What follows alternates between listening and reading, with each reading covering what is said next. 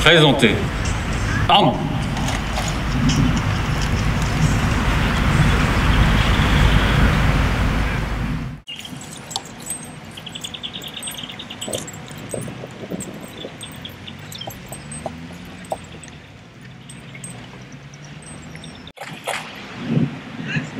Au drapeau.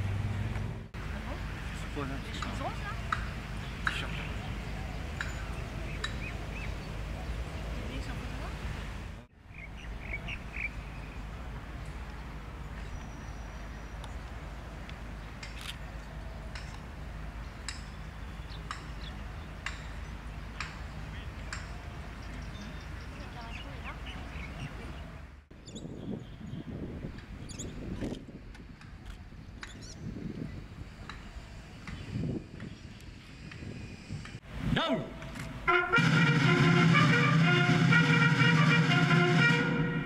Présentez.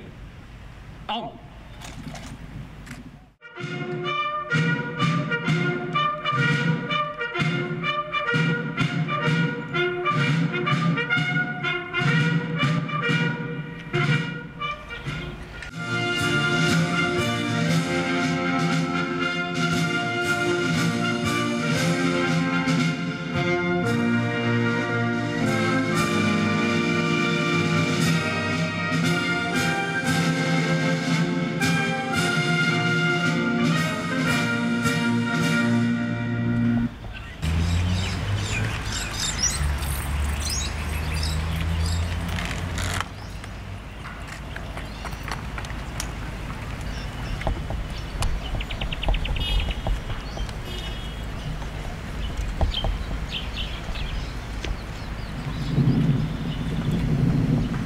Reposez. Armes. Repos. Monsieur le ministre de l'Intérieur et des Outre-mer va maintenant procéder à un dépôt de gerbe. Down.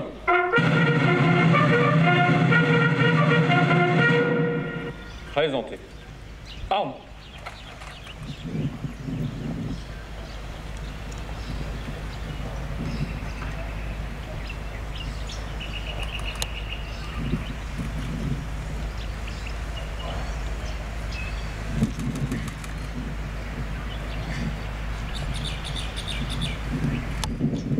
Aux morts.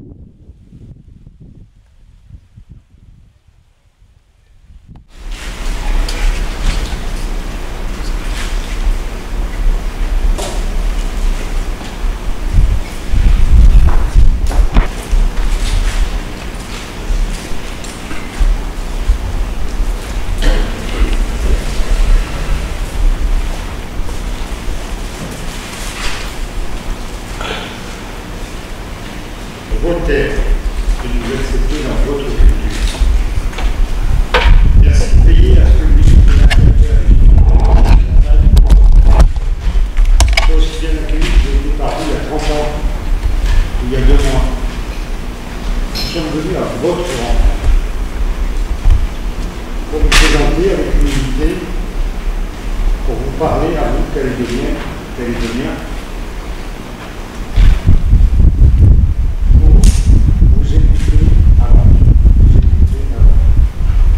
vos paroles, mais aussi vos silences.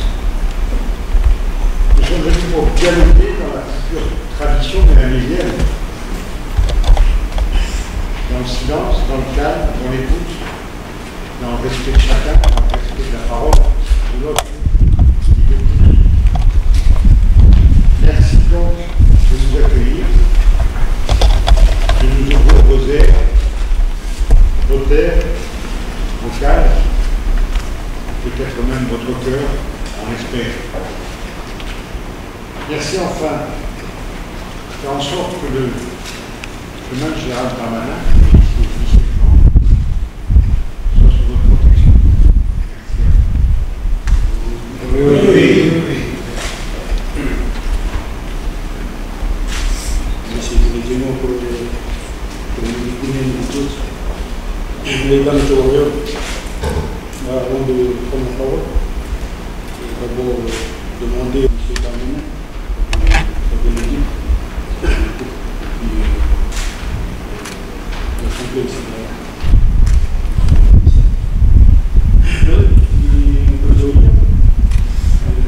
Vous avez accompagné votre ministre, monsieur le ministre, avec son d'État. Vous avez l'État, les gens, vous avez l'État. Majoro, le Botan Bridge, le nom qui est petit chez moi, le Botan Joko, le Mama, le Botan Yel, le Botan Joko, et je vous l'ai demandé, le Botan CC. Grâce avec beaucoup d'humilité qu'on se présente ici. Vous voyez tous les vieux qui sont derrière, le président du Sénat, avec toutes les chefs qui sont rassemblés. Je prends la parole parce qu'on m'a désigné aussi pour prendre la parole. C'est avec beaucoup de crainte aussi. De crainte parce qu'on va s'exprimer en tout cas en langue française. On dit que les mots que chez nous, quand on l'exprime en langue, pour moi, pour Mémoni, ça n'a pas la même portée, en tout cas au niveau de la langue.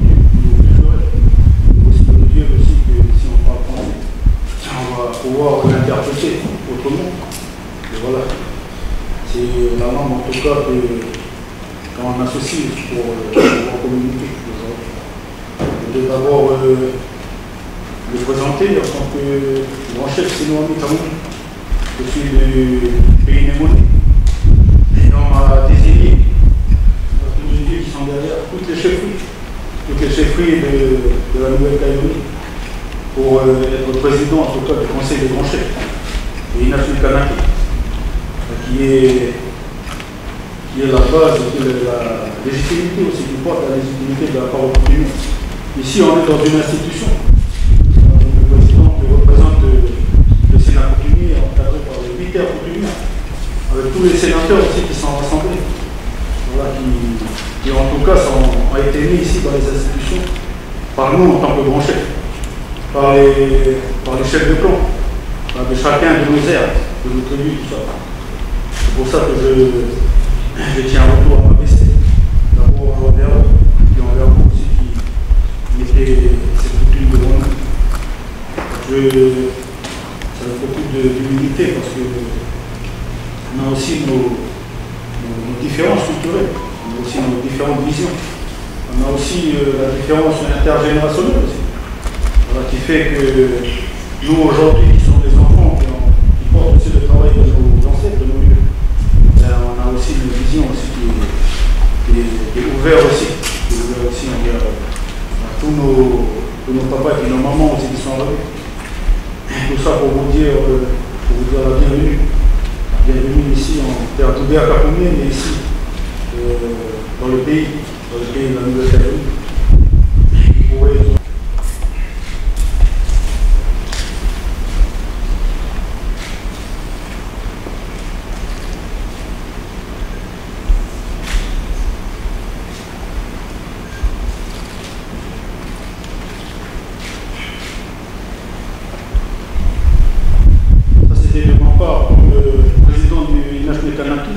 Avec le président du Sénat coutumier, le porte-parole. Et voilà, ça c'est notre geste de retour. Voilà, pour que nous puissions échanger. Et dans ce geste de retour, il y a aussi la parole de nous qui sont derrière, de l'Inachni Kanaki, du Conseil des grands chefs. De dire aussi, ici, comme vous êtes arrivé, c'est qu'à l'époque, quand l'État est arrivé, il est arrivé devant les chefs. C'est pour ça que dans la reconnaissance de cette partie de l'histoire, on demande fortement qu'on soit aussi dans les discussions. Ça, c'est la parole de nos vieux, parce qu'ils ont pris aussi le combat en cours. On a nos partis politiques qui sont là. Et quand je dis parti politique, c'est que ce soit loyaliste ou indépendantiste. Parce que dans chaque côté, on a nos familles aussi qui sont venues. Et c'est ça qui fait la force de la coutume, c'est la culture. C'est parce qu'il n'y a pas de parti politique. Et le combat identitaire, le combat de la culture, tout ça, c'est pourquoi on associe aussi tout le monde. Et c'est la force aussi qu'on va venir apporter. C'est notre vision aussi qu'on va venir apporter dans les échanges qu'on aura, pour pouvoir porter le pays de demain. Le pays de demain qu'on va laisser aussi à nos générations futures et qui vont porter aussi ce combat-là, avec tous ceux qui sont arrivés, avec tous ceux qu'on a partagés, avec tous ceux avec qui on a fait des liens aussi. De par les liens de mariage, de par les liens politiques, de par les liens sacrés en tout cas, culturels. Chacun dans nos différences est une richesse. Et c'est ce qu'on a surtout apporté ici en Nouvelle-Calédonie.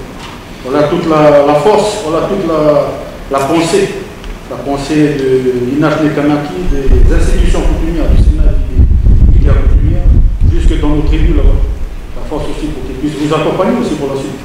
Vous accompagner, mais en sachant aussi que nous sommes là aussi pour veiller à cet équilibre, que l'homme est au centre de tout, et puis que c'est à lui de veiller aussi sur la nature, sur l'environnement. C'est pourquoi c'est fort aussi, parce qu'on va laisser tout ça, on va planter cette graine-là aujourd'hui, pour que nos générations demain récoltent tout ça, pour pas qu'ils se retournent aussi contre nous. Ça, c'est toutes les paroles qui sont posées là, à travers la NAF. On va échanger pendant quelques minutes, mais surtout avec le Lignan aussi, qui représente quand même l'homme et la femme dans ce pays. La pirogue pour dire qu'on est lié aussi. Que le lien n'est pas que sur la terre, mais aussi le chemin maritime. Voilà un chapeau que nos mamans ont confectionné avec nos enfants, tout ça. pour dire l'intergénéralité aussi qui est présente aussi dans la coutume, les différentes cultures aussi qui sont dans la coutume, et puis les différentes pensées, les différentes visions aussi qui sont dans le pays pour pouvoir construire le pays de demain. Le petit petit voyageur, le mouvement de l'histoire, le temps de temps de temps, le temps de Kabunamé, le temps de Joko, le parti politique, les représentants de l'État. C'est encore avec beaucoup d'humilité que je puis exprimer tout ce que l'on ressent ici dans cette enceinte, dans la grande case, pour vous dire encore bienvenue et puis bonne continuation pour la suite.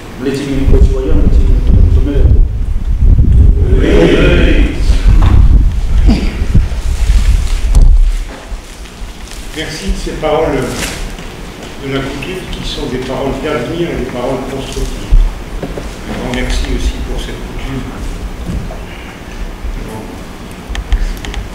Oui. Merci. Merci à vous.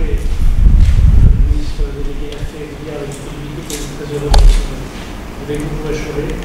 J'ai apporté de la dentelle de Calais dans ma région, quand où je suis élu, je suis né. C'est un travail remarquable fait par les ouvriers de ma région. Donc, je suis issu je sais que cette camarade est bien présente et bien à sa place. Merci à vous. Merci.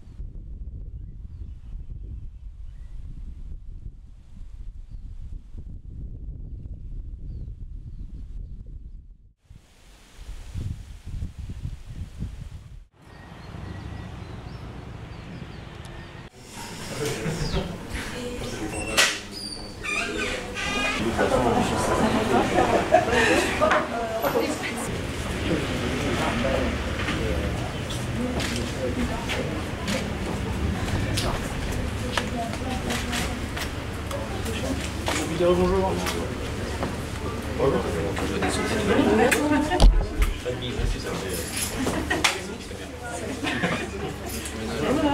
Comment on vient vous dire bonjour là? Très bien, merci vous-même. Vous visitez? Avec plaisir. Voilà. L'accueil du commissariat central, la téléphonie,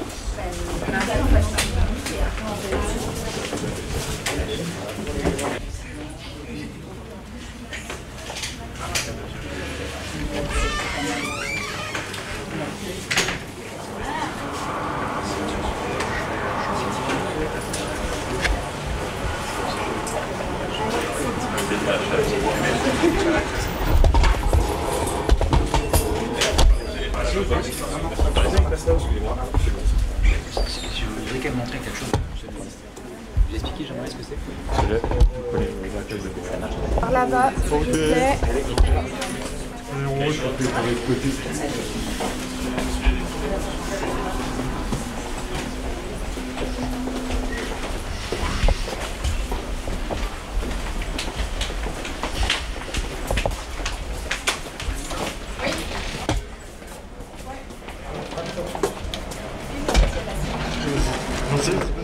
Au fond, hein. Au fond, là-bas. Voilà, bon, là. On se met pas devant les rangs. Juste un mec. Ma coutume.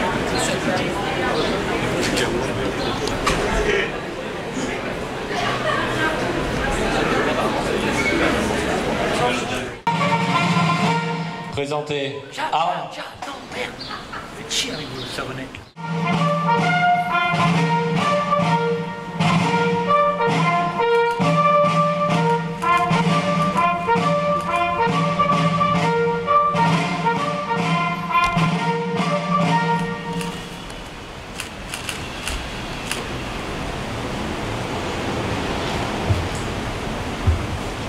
Au drapeau.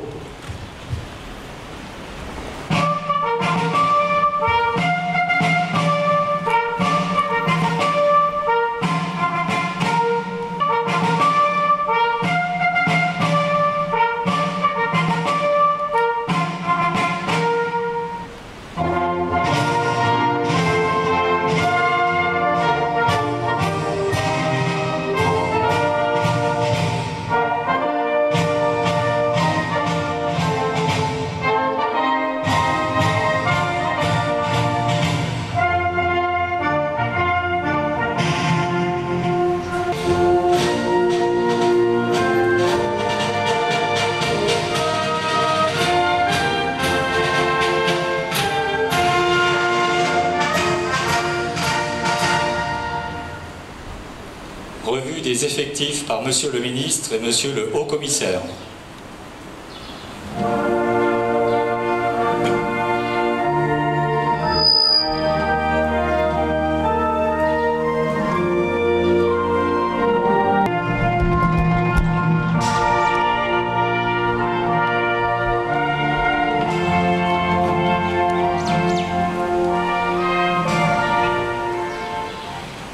Reposez, armes, repos.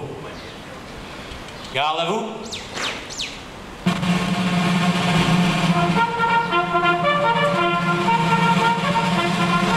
La cérémonie d'accueil est terminée. Monsieur le ministre, Monsieur le haut-commissaire, vous êtes conviés à un petit déjeuner et partagez un moment d'échange avec les personnels de la DDPN de la Nouvelle-Calédonie.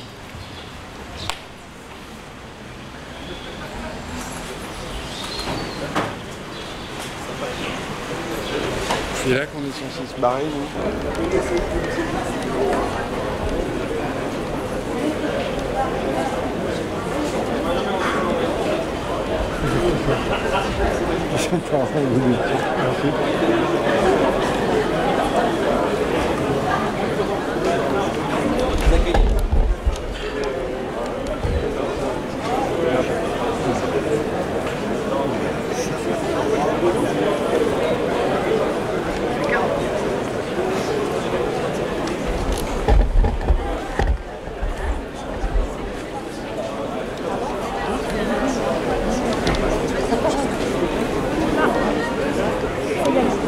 Oui. Monsieur, il faut y aller. On n'a pas le droit de rester là. Ah d'accord.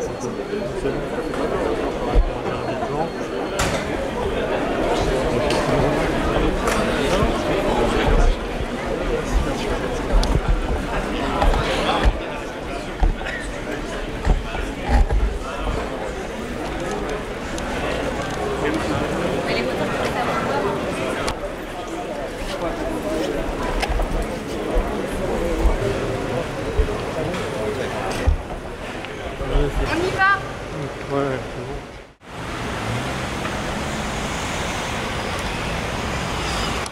Vas-y, 30 secondes. Ah, Jean-Pierre, à droite. N'oublie pas. À droite.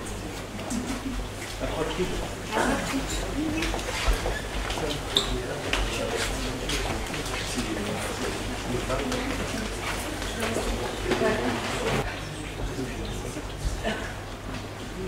Si seulement c'était vrai.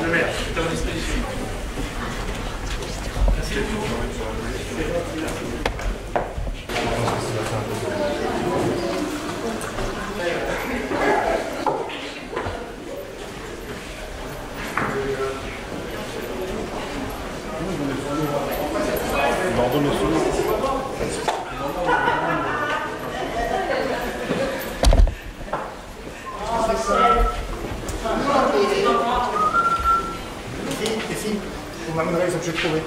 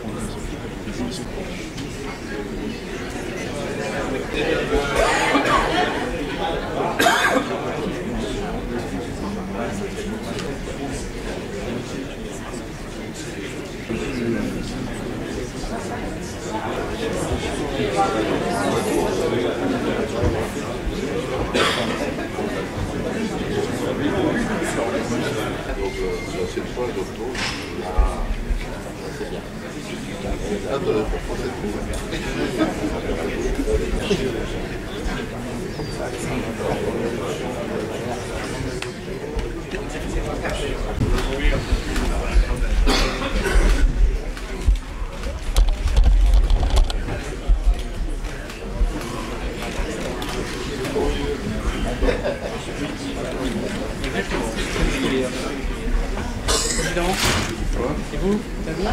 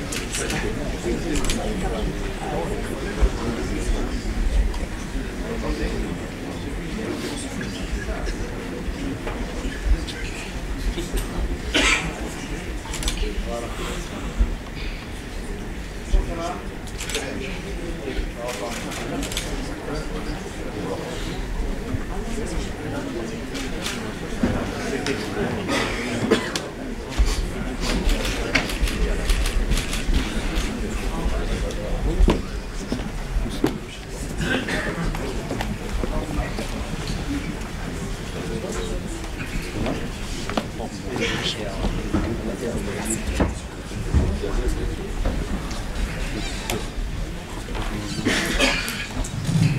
Monsieur le ministre de l'Intérieur et des Outre-mer, Madame la Présidente, Monsieur le Président, c'était la parole à Madame la Présidente de l'Association des maires, et puis après à son collègue président.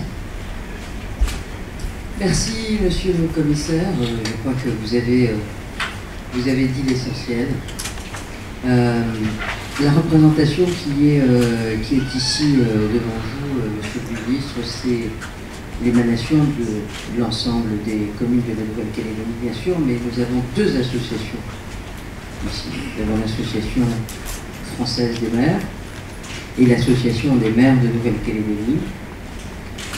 L'Association française des maires, c'est 11 communes, et le reste, c'est l'Association des maires de Nouvelle-Calédonie, avec une étiquette plus indépendantiste que les autres.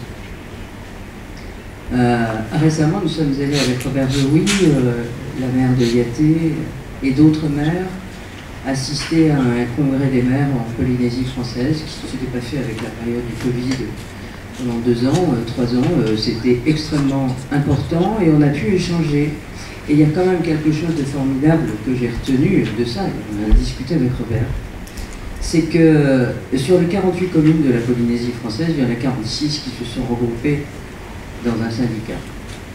Et quelle que soit l'obédience politique des uns et des autres, qu'ils soient indépendantistes ou pas, en tout cas, ils se sont regroupés pour représenter une force, pour être entendus auprès du gouvernement, et en particulier sur les questions de financement, puisqu'ils dépendent, comme nous aussi, du pays, du gouvernement, concernant le fonds intercommunal de péréquation.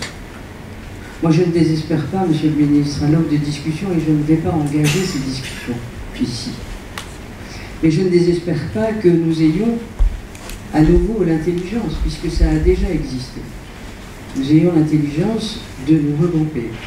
Parce que les problématiques que peuvent rencontrer les maires dans leur commune et les soucis que peuvent avoir leurs administrés, ce sont exactement les mêmes, que vous soyez indépendantiste ou pas. Et que quand vous êtes maire d'un village ou maire d'une ville, etc., votre préoccupation première et votre engagement fait que vous êtes au service de vos administrés et que vous faites tout pour essayer d'améliorer la qualité de vie de vos administrés. Et donc il n'y a rien qui change.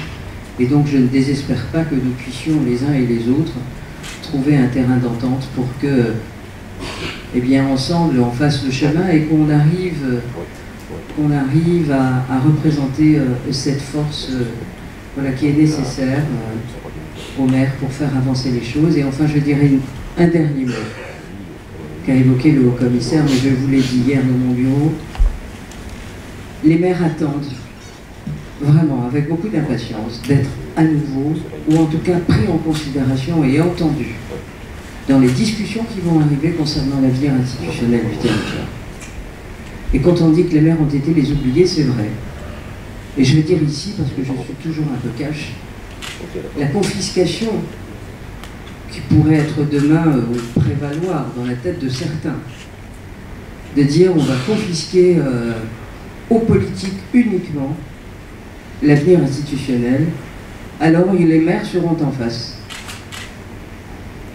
Parce que ça suffit. Il va bien falloir, il y avait le monde d'hier où on pouvait réagir comme ça, il y a le monde d'aujourd'hui et puis il y aura le monde de demain. Et le monde d'aujourd'hui, il est différent de celui d'hier, et celui de demain, il sera sans doute aussi différent de celui d'aujourd'hui. Donc voilà, nous avons notre mot à dire et il faut nous écouter. Voilà. Mais je vous l'ai déjà dit, Monsieur le Ministre. Mais en tout cas, merci beaucoup. J'aurais dû vous le dire en premier. Merci de nous consacrer de votre temps et d'avoir cette première approche d'écoute vis-à-vis de nous, où nos vies ne sont pas toujours très très faciles, mais vous avez été maire et vous savez ce que c'est. Voilà. Et en fait, on ne demande pas à être plein, puisque de toute façon, on a bien voulu le faire, ce job. Et c'est le plus beau des mandats. Voilà. Merci, Monsieur le Ministre.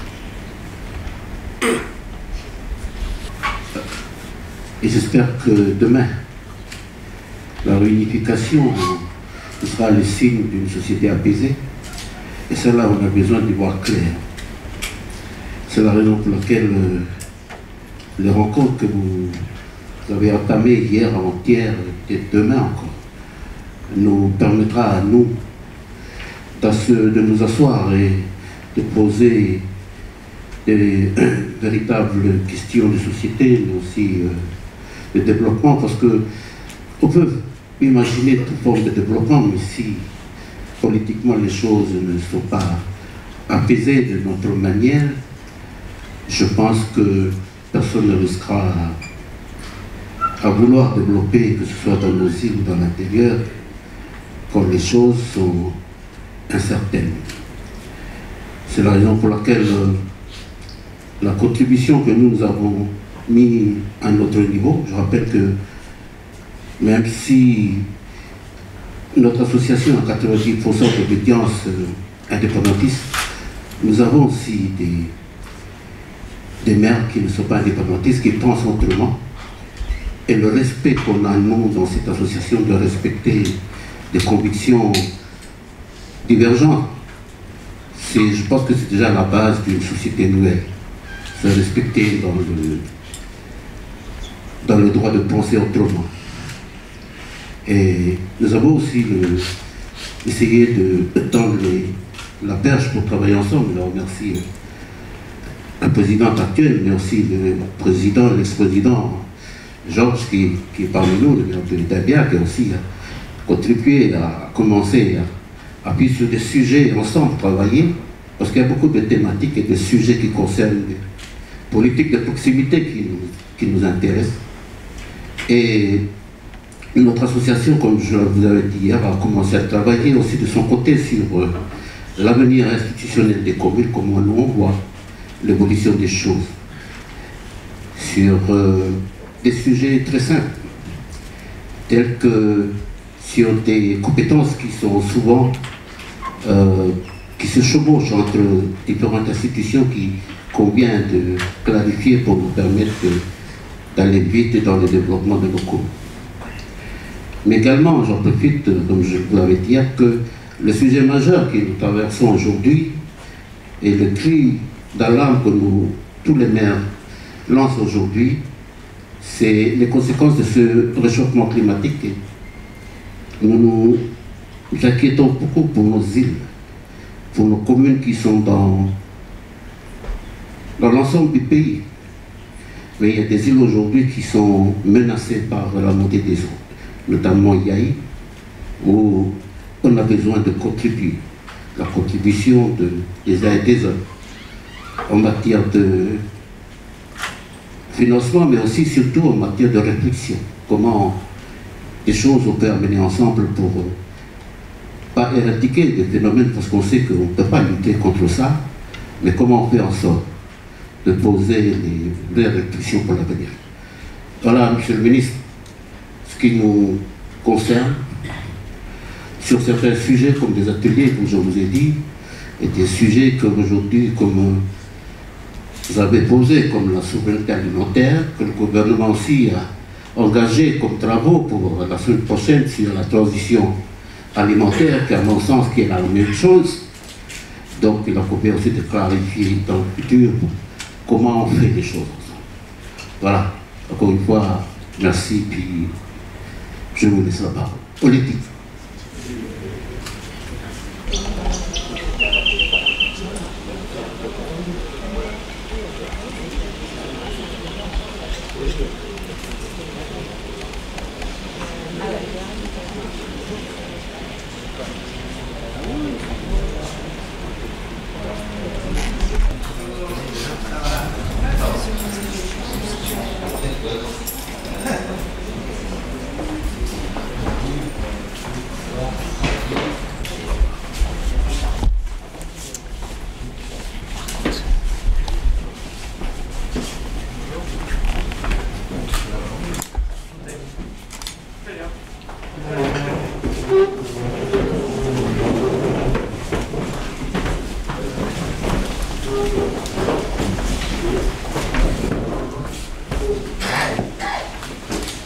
Monsieur le ministre de l'Intérieur et des Outre-mer, Mesdames, Messieurs, chers invités, pour ce gros de travail souveraineté alimentaire et foncier.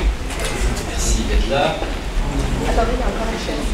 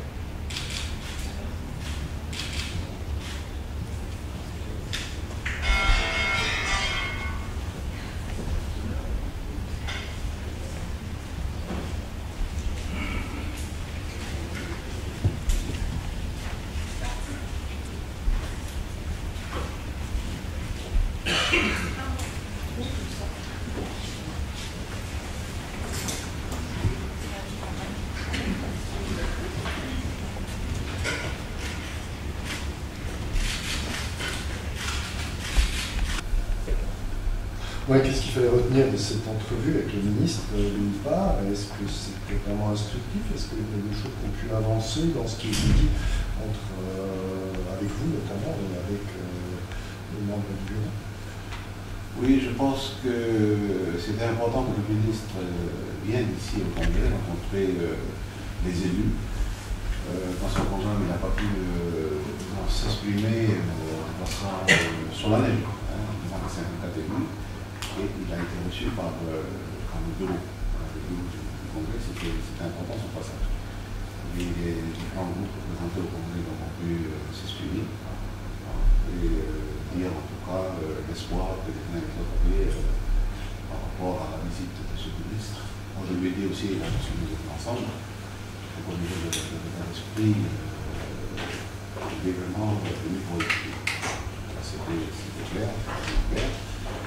Écouter, comprendre, ensuite essayer de commencer à bâtir quelque chose pour le futur statut de la méthode. Donc chacun a ses positions, bien sûr, il a pris sa position, la position de l'État. Les responsables indépendantistes qui sont membres du bureau ont donné la position indépendantiste. Donc si j'ai eu l'occasion aussi de le dire, ce qui est important pour nous maintenant, c'est de tout mettre sur la table. Parce que nous sommes arrivés à un tournant. Nous sommes à la fin d'une trajectoire, c'est la trajectoire accord de Montignon, accord de et en apprendre, donc à partir du moment où l'État a admis, on va dire, la légitimité des droits de l'homme, donc ils sont sur la position. Nous, on est sur une position contraire, puisqu'on ne reconnaît pas le troisième canon. Donc maintenant, il va falloir discuter tout sur place, et tout sur la table, et notamment la question des valeurs. Parce que ça, c'est important. Ce que je vais dire de mon côté, c'est qu'il faut vraiment discuter pour se comprendre. Parce que souvent, on ne se comprend pas. On parle la même langue, on parle français, mais dans les mots que nous utilisons, dans les idées que nous partageons, on n'a pas le même sens. Et c'est là où on arrive à une espèce de sorte de brouillard où chacun ne comprend plus personne. Je pense que c'est important, et je l'ai dit, nous les Océaniens, il nous faut du temps pour parler. Parce que c'est comme ça qu'on est familier comme ça, c'est notre ADN. On se donne du temps pour parler. Et avec ce temps-là, il faut remettre tout sur place, tout sur la table. Voilà. Il faut repasser, revisiter notre histoire. Voilà. Nous, les Mélanésiens, nous sommes là depuis 3000 ans. Donc, il y en a qui arrivent, ils nous disent des choses comme si l'histoire commençait avec leur arrivée sur le pays. Mais il est quand même. C'est le pays voilà. Non, c'est pas comme ça. Donc, il faut échanger ce pouce-là. Il faut que nous, les Océaniens, on dise notre histoire, on dise c'est quoi notre culture, c'est quoi les nos croyances, nos rites, nos symboles, etc. Parce que les Européens ont besoin de comprendre ça. Ils ne comprennent pas. Donc ça veut dire qu'il faut du temps pour parler de ça. Parce que pourquoi? Tout simplement parce que si nous partons sur des incompréhensions et des malentendus, on n'arrivera jamais au bout. Ou alors on va nous imposer un statut qui ne marchera pas. Ça c'est clair et net, ça ne marchera pas. Donc ça veut dire que prenons du temps pour bien se comprendre. Et ensuite, pour faire parler, comme on dit chez nous, l'esprit de la terre. Cette terre, il faut que l'esprit de la terre s'exprime. L'esprit de la terre va s'exprimer à un moment donné, parce que nous allons pouvoir arriver à une forme de consensus et nous serons dans un dispositif, on va dire, gagnant. Parce qu'il faut, c'est ce qui est important. Il faut préserver la paix aussi.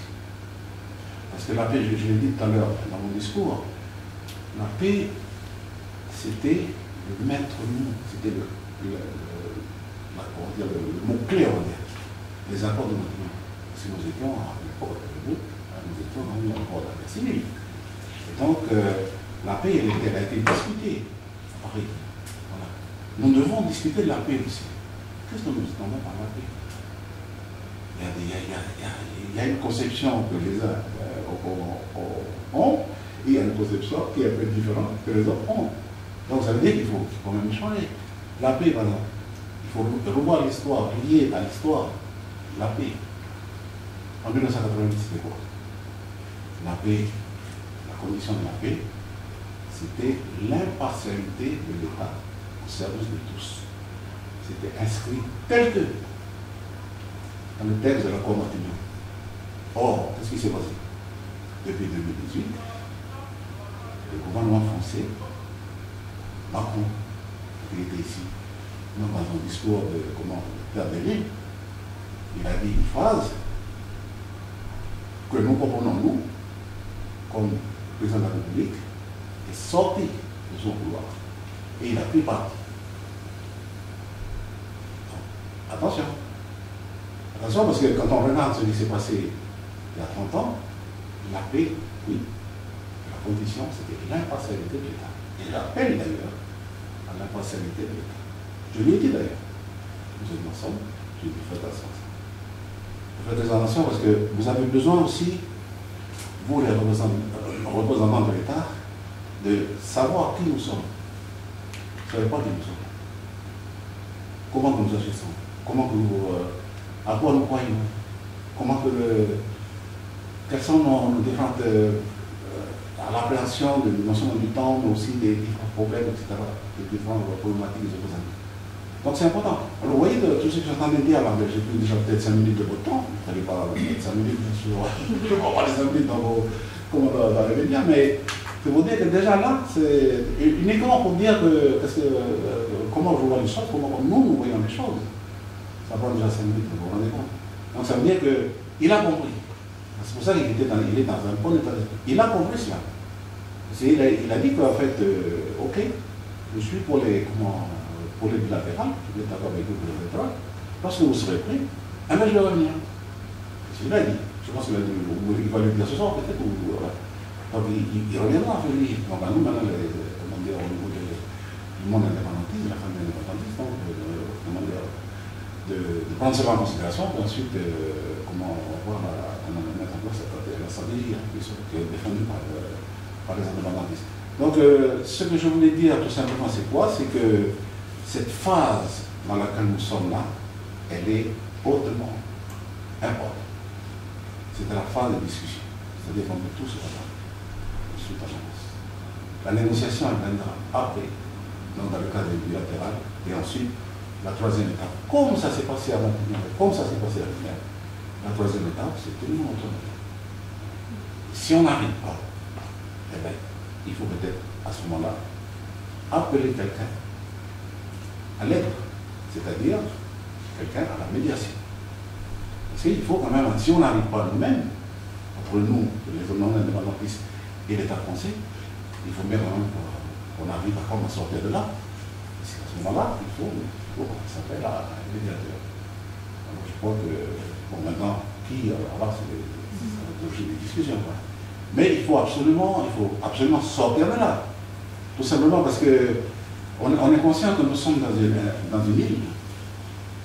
Et comme pour les insulaires, eh bien, on se dispute, on se bat, mais après, à un moment donné, on s'assoit autour de la natte, de la table, on doit assis par terre, on va sur la natte, et on discute. Parce qu'il vaut bien vivre ensemble, non? Sinon, on n'est pas dans un grand territoire européen où je suis d'accord avec vous, je prends des trucs et des femmes et je me bats. Ici, si vous parlez, vous allez où? Vous allez vous faire bouffer par les requins. C'est pas ça, c'est juste pour bien. Donc, c'est pour dire quoi? C'est pour dire qu'on ne pourra pas faire autrement. Dialogue, concertation, partage et surtout respect, humilité. Et retenez une chose aussi qui est importante, je le dis dans mon discours, il y a une valeur quand même qui est importante chez les Océaniens, c'est que les Océaniens sont un peuple hospitalier. Il y a une tradition d'accueil, parce que nous sommes des insulaires. Nous pouvons accueillir tout le monde. Il ne faut pas nous imposer. Il faut d'abord se comprendre d'abord. Quand tu arrives, tu te présentes qui tu es. Ensuite, tu veux dire que si je t'accueille ou pas. Si tu viens imposer ta loi, alors c'est un peu compliqué. Donc ça veut dire que oui, on accueille, oui, on peut faire l'accueil, mais il faut qu'on se comprenne. Qu'est-ce qu'on peut faire ensemble? On comprenne et qu'on discute pour savoir qu'est-ce qu'on peut faire ensemble. Je pense que ça, c'est important. La paix, c'est important. Hein, je l'ai dit tout à l'heure. Et c'est pour ça que j'ai cité dans mon discours une phrase de Weber, lorsqu'il parle de l'habitat kanak, avec les lieux, tout ça, il utilisait le terme de séjour paisible. Paisible. Dans le mot paisible, c'est le mot paix. Il dit que, voilà, il faut suivre le NAR. Ça veut dire que nous, dans la tête, il faut aller en discussion, et dans les négociations qui vont venir, dans les mois qui viennent, il faut viser le séjour paisible futur, par anticipation. Comment faire pour retrouver ce que Lénard disait à l'époque, le séjour paisible. Vous dites qu'il faut du temps, mais dans votre esprit, c'est quoi le calendrier pour les mois à venir? Quand est-ce que vous espérez que les bilatérales débutent, que vous revoyez Gérald Darmanin? Alors, Darmanin a donné, pendant le ministre a donné tout à l'heure, le timing. C'est-à-dire que, ok, pour la discussion, je pense que ça va pouvoir démarrer le bilatéral le mois de février, puisqu'il a donné pour le timing. Et puis après, bon, il faut tirer ça tout au long de l'année 2023, mais il a donné aussi une autre étape. C'est l'étape qu'on ne pourra pas éviter sans les élections de 2024. Donc après, bon, les autres choses à voir avec cette date, mais il a réuni quand même. Donc voilà, le timing, il est là. Donc c'est entre maintenant et puis 2024. Entre-temps, il a passé la révision constitutionnelle. Donc la révision constitutionnelle devait avoir lieu dans ce calendrier-là. Puis après, il a dit que la Constitution, comment il a dit ça, la République est pour de généreuse. Donc ça veut dire qu'elle a une Constitution qui permet donc à chacun de trouver sa place à cette comme ça, puisqu'il a cité le roi, le roi de l'Ouest du Nord, dans la République, dans le même pays. Voilà. Mais ça veut dire qu'un bon état d'esprit pour M. Darmanin, le ministre de l'Intérieur, il a quand même donné un timing, voilà. Maintenant c'est à chacun de voir. Voilà. Et puis, ok, pour discuter, pour tout mettre sur la table, et puis on discute. Et après, on négocie, et on fait tout ça. Et au milieu de ces discussions, l'UIC vient d'annoncer sa volonté de déposer un projet de loi de pays concernant le drapeau de l'Académie. Est-ce que c'était le bon moment pour annoncer ça et qu'est-ce que... Ça, il faut poser la question aux responsables de l'Union calédonienne. Moi, je n'ai pas réussi à avoir le président du Congrès. Merci. Merci. Bon, j'étais un peu long, hein, j'espère que...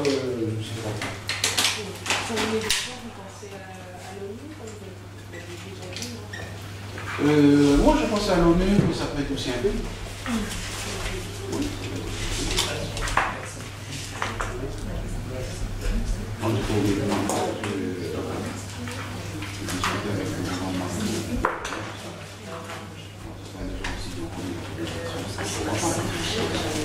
Mais vous pourrez pas.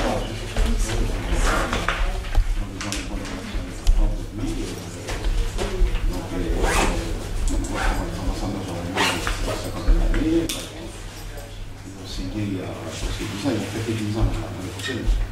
La partenariat stratégique, donc voilà, au niveau du profil, ça se fait comme ça.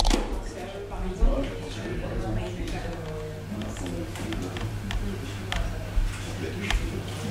c'est vraiment que ça. Et après, ça peut son père, donc je m'en ai un peu plus, mais dans la discussion que j'ai eue avec Arnaud, il m'a commenté. Bon, j'ai appris à en commission, en France, nous aider à trouver. C'est une ancienne colonie. Là, c'est une ancienne colonie. Parce que les discussions. Quelqu'un qui est passé par là. Oui, quelqu'un qui est passé par là. Ils ont négocié après. Est-ce que vous pensez que les discussions vont choper et que... Non, c'est ce que j'ai dit, c'est-à-dire qu'il faut toujours avoir un plan B. On ne peut pas aller sur le tour d'un B à mon table là. Donc j'ai dit, si jamais, moi je dis ça c'est mon débit, si jamais, bon à un moment donné, il y avait des discussions au niveau de la Canadienne, on parlait de ça, au niveau des personnes aussi. C'était de faire appel à un médiateur de Nations Unies. Oui, voilà, c'est ça qui était. Oui, c'était ça. Bon, après, comment notre position elle a un peu évolué, et du coup, donc, on commence à discuter avec le négociateur. Mais si jamais ça ne se passe pas comme on le souhaite, et qu'on n'arrive pas à la solution, au bout du là-bas, c'est ça immédiat. Je suis Nathalie Guibert, je vous avais juste passé un appel au moment de la... Vous avez expliqué la démarche de l'ONU, etc. Voilà. Oui, c'était ça, je suis parcours. Oui, d'accord. Donc là, vous allez faire un petit film. Vous allez faire un petit film. Oui. Vous allez faire un film. Oui. C'est intéressant d'avoir, c'est aussi intéressant d'avoir ce genre de enquête. Oui. La question, j'ai compris, ça va très important. Oui.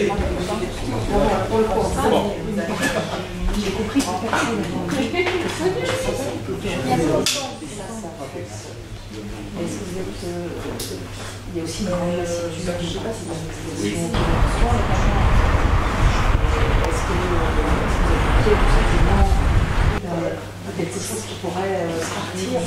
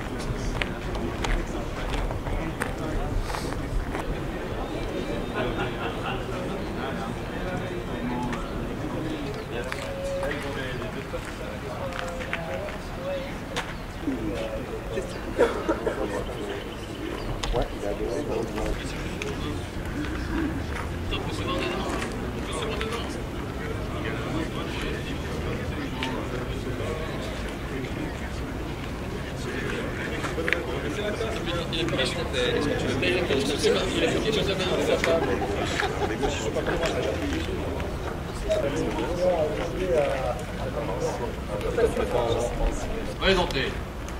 Armes.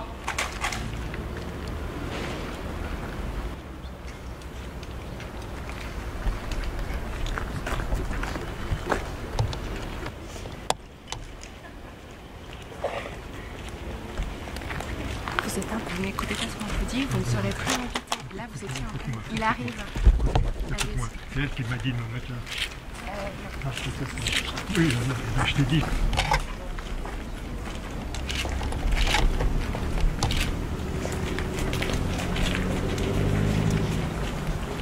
Reposez. Armes.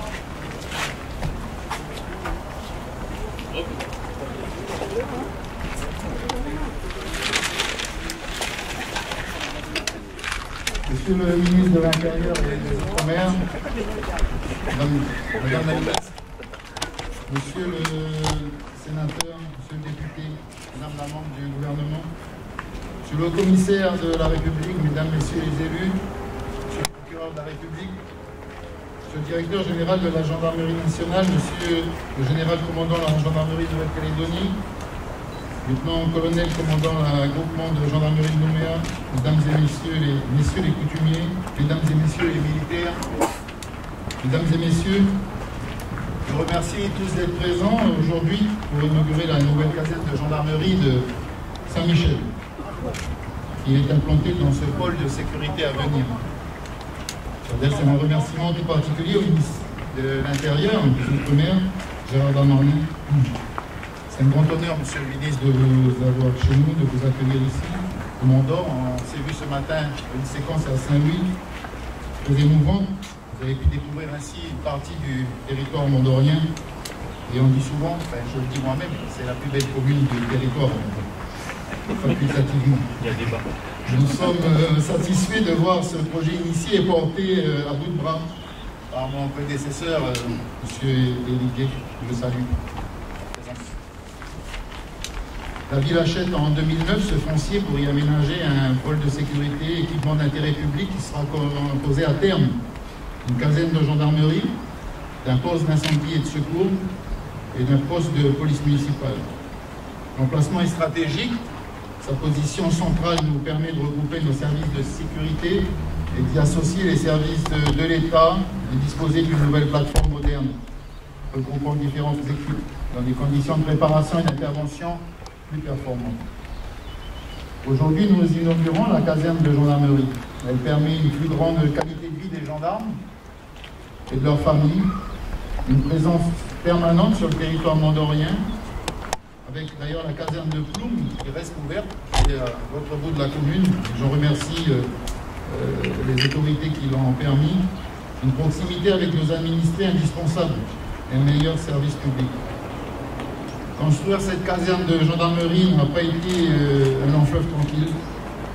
Elle a débuté en septembre 2015, lorsque le conseil de la ville délibère pour confier à la CECAL la maîtrise d'ouvrage déléguée sur la réalisation du pôle sécurité.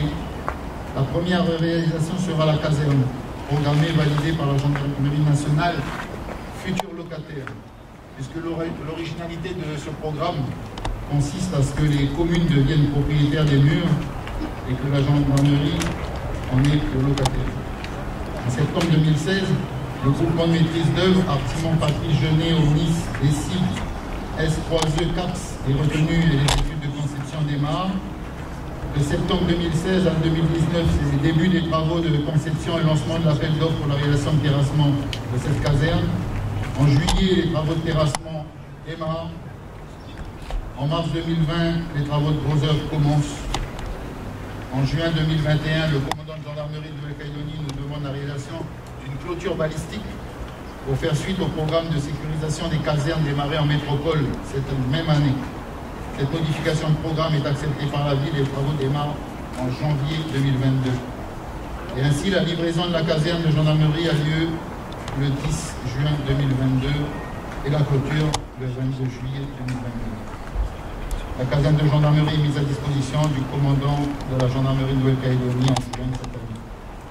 Une superficie de 8000 m², la brigade bénéficie d'un accueil au public, d'un espace administratif, d'un espace dédié à la police, de locaux techniques, de logements, une quinzaine en tout. Et cette brigade permet au personnel de la gendarmerie comme au public de disposer d'installations fonctionnelles agréables, attendues de longue date.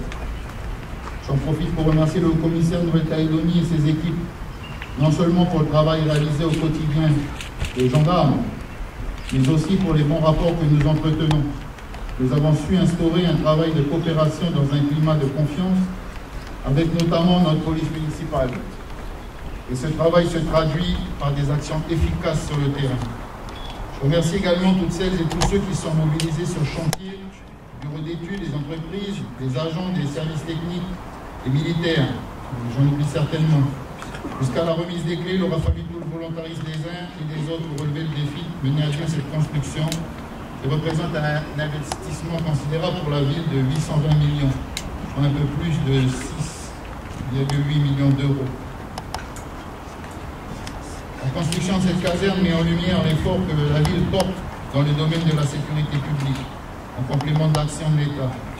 Et je sais, Monsieur le Ministre, pouvoir compter sur vous et vos équipes pour nous accompagner dans la construction de ce futur pôle. Enfin, je terminerai par vous rappeler que nous ne pouvons concevoir l'avenir de notre territoire sans un climat de paix et de sécurité. Vous l'avez rappelé ce matin à Saint-Louis. Vous l'avez rappelé hier aussi, Monsieur le Ministre, aux maires calédoniens. Votre attachement est celui du Président de la République à notre territoire. Et vous avez aussi rappelé tous les efforts que nous devons consentir, nous les Calédoniens, pour améliorer nos modes de vie, nos rapports à la consommation d'alcool, de cannabis, la vitesse sur les routes. Encore 2 morts cette nuit. Et d'autres questions se posent. Comment garantir la libre circulation des 12 000 Mandoriens du sud de la commune et des gens niatés? Comment venir à bout des violences intrafamiliales? Comment prendre en charge les jeunes et les anciens, trop souvent abandonnés par leurs familles? Monsieur le ministre, votre présence au Mont d'Or, malgré vos emplois du temps chargés, nous honore et nous encourage dans notre mission de service public. Je vous remercie.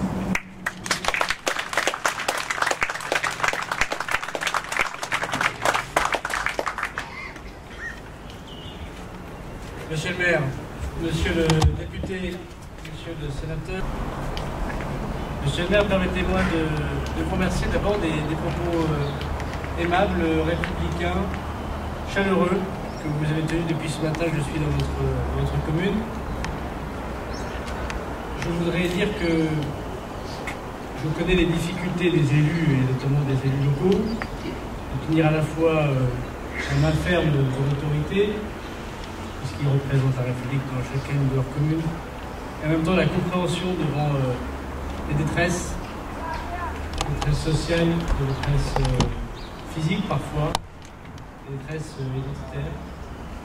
Et sans excuser l'un qui mène vers la violence, ou comprendre que l'autre peut avoir la main tendue, je sais que les maires sont aux avant-postes avec les gendarmes, avec les policiers, pour essayer de réparer tout ce que la société n'a pas su prévenir. Soyez-en remerciés comme tous vos collègues maires. Puisqu'on est ici dans une inauguration de caserne, de brigade, je voudrais dire que cette caserne de brigade, c'est à la fois un succès, c'est à la fois un espoir et c'est aussi un défi. Un succès puisque ces locaux sont neufs et beaux. J'ai quand même demandé à l'adjudant-chef s'il n'y avait pas de défaut au long du passage dans les couloirs, puisque souvent on inaugure et parfois on apprend autour du café qu'il y a des sujets encore ici ou là. Je crois qu'on peut témoigner, en tout cas la chef témoigne du fait que c'était une conception intelligente, positive, et comme vous l'avez dit, pas simplement pour le service public et pour les gendarmes, mais pour leur famille, qu'il faudrait évidemment saluer. Parce que être gendarme, c'est venir avec sa famille, au milieu de vous, au milieu des populations.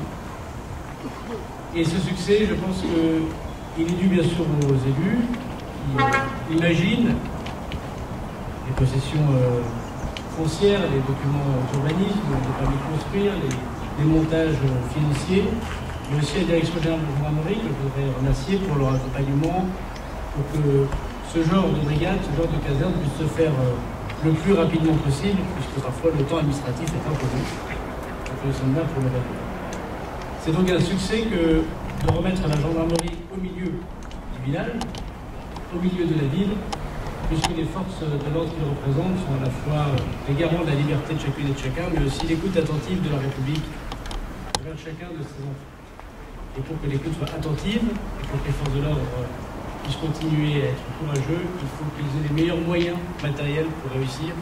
C'est ce que vous avez fait, monsieur le maire, je vous remercie. C'est ce que vous avez fait, mesdames et messieurs les élus ici, et nous sommes très heureux, très fiers de pouvoir l'accompagner.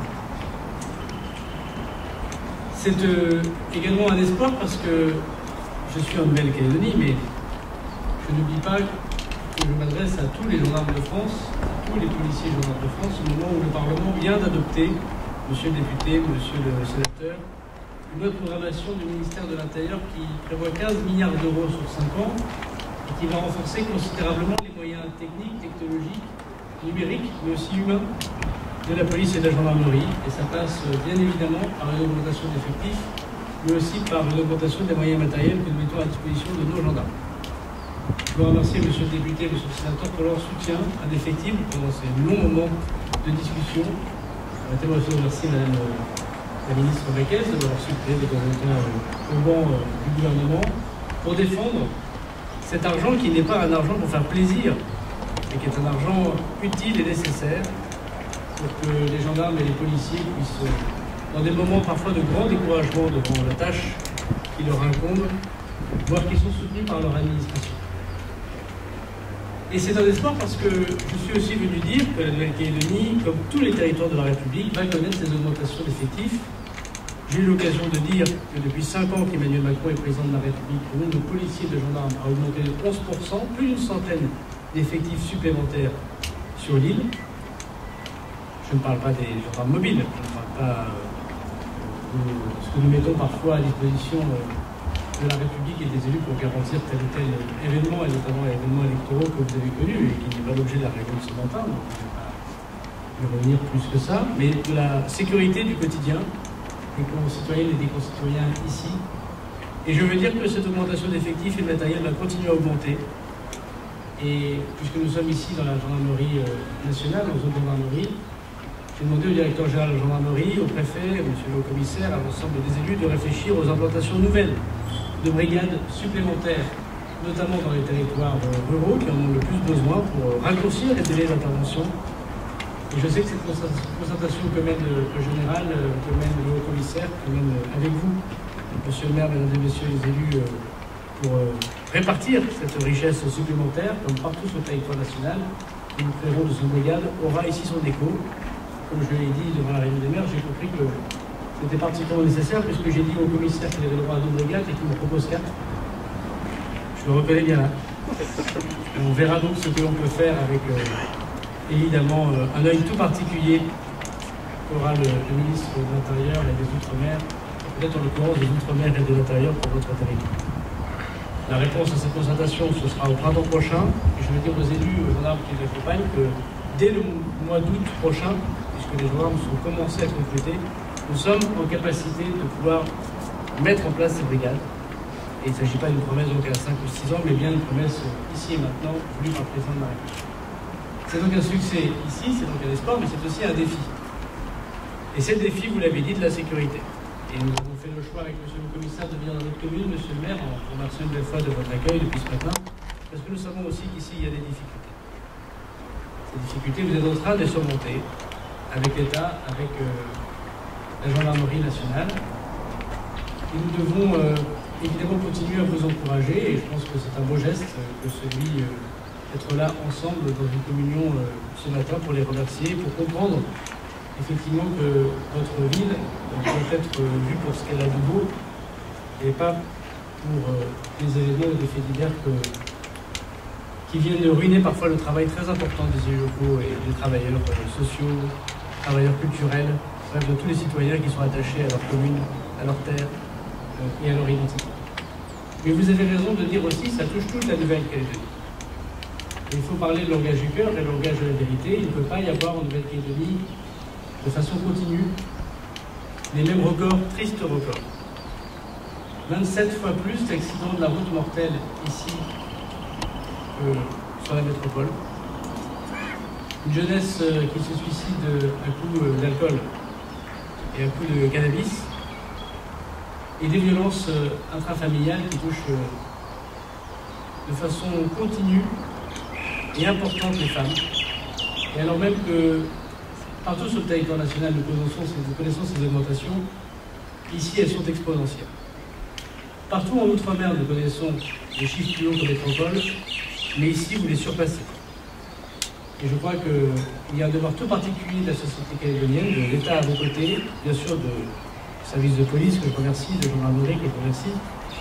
Mais il y a à prendre en compte sans doute davantage qu'ailleurs la protection des femmes et des enfants, puisque manifestement elles ont bien besoin de nous tous et bien besoin de nous. Et je me réjouis, après avoir visité le commissariat de Nouméa, après avoir rencontré les gendarmes tout au long de ce déplacement, qu'ils en aient pleinement conscience et que les moyens en officiers de police judiciaire, en moyens matériels, permettent désormais d'avoir des réponses très rapides.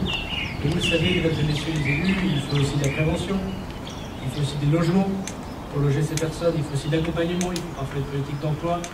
Il faut aussi dire des choses à la société, cela n'est plus acceptable et que nous n'acceptons pas. Alors, pour la gendarmerie, c'est donc un succès. Pour la ville que vous présidez, monsieur le maire, c'est donc un espoir. Et pour nous tous, c'est donc un défi. Que de rappeler que la République, c'est les mêmes règles pour toutes et tous, et que les forces de l'ordre sont là pour, au nom de la République, imposer l'égalité entre tous et notamment protéger les plus faibles. Protéger les plus en difficulté, protéger les plus en détresse. Ce n'est pas une police ou une gendarmerie pour un gouvernement, pour une idée politique, pour les riches, mais pour tous les concitoyens, puisque c'est la gendarmerie et la police de l'ensemble de nos concitoyens. Alors c'est plein d'espoir, ici et maintenant, que nous nous retrouvons, monsieur le maire, à quelques heures de la fin de mon déplacement. C'est aussi plein d'espoir pour la Nouvelle-Calédonie. C'est aussi pour vous dire que l'État, une fois que ces événements sont passés, doit redire sa présence en Nouvelle-Calédonie pour protéger chacune et chacun, et que nous sommes là pour garantir ces libertés, et je sais que vous nous accompagnerez tout au long de ce chemin. Vive la Nouvelle-Calédonie, vive la gendarmerie nationale, vive la France.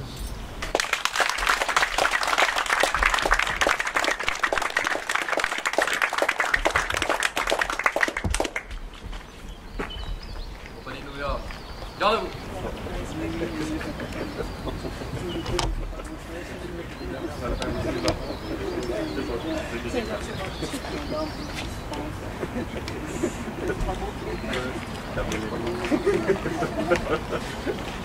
Reposez. Ah.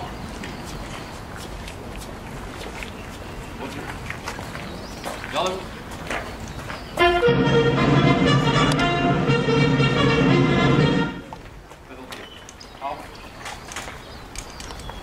Aux ordres, chef d'État.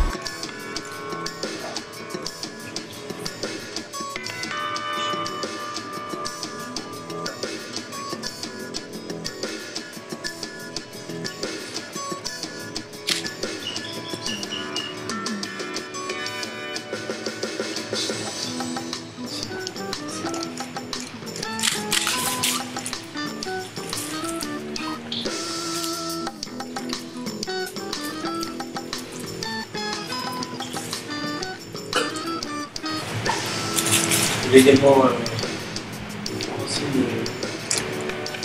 respect.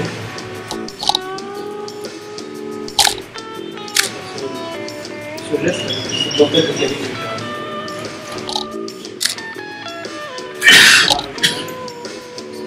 Travail patient.